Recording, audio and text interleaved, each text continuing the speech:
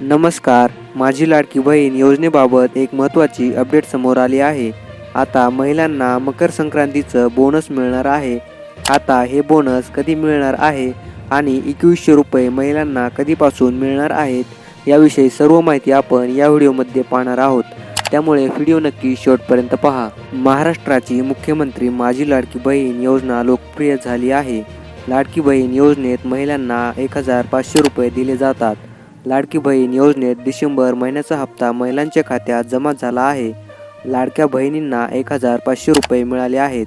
या योजनेत 2100 रुपये कधीपासून येणार याकडे सर्वांचे लक्ष आहे.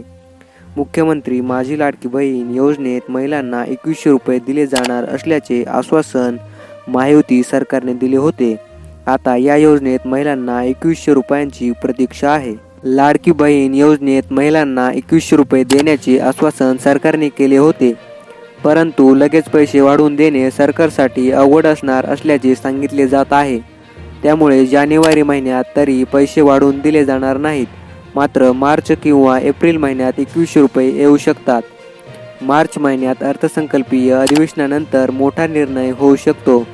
अर्थसंकल्पीय अधिवेशनातील निर्णयानंतर महिलांना 2100 रुपये दिले जाणार आहेत. लाडकी बहीण योजनेत फक्त ज्या महिलांचे आधार कार्ड आणि बँक अकाउंट लिंक आहे त्यांनाच पैसे मिळत आहेत. त्यामुळे ज्या महिलांनी आधार आणि बँक अकाउंट लिंक केले नाही त्यांनी लवकरात लवकर करावे. ज्या महिलांना जुलै किंवा ऑगस्ट महिन्यात फॉर्म भरलेत त्यांना आतापर्यंत 9000 रुपये मिळाले आहेत, तर त्यानंतर फॉर्म भरलेल्या महिलांना त्याच महिन्यापासून पैसे मिळाले आहेत.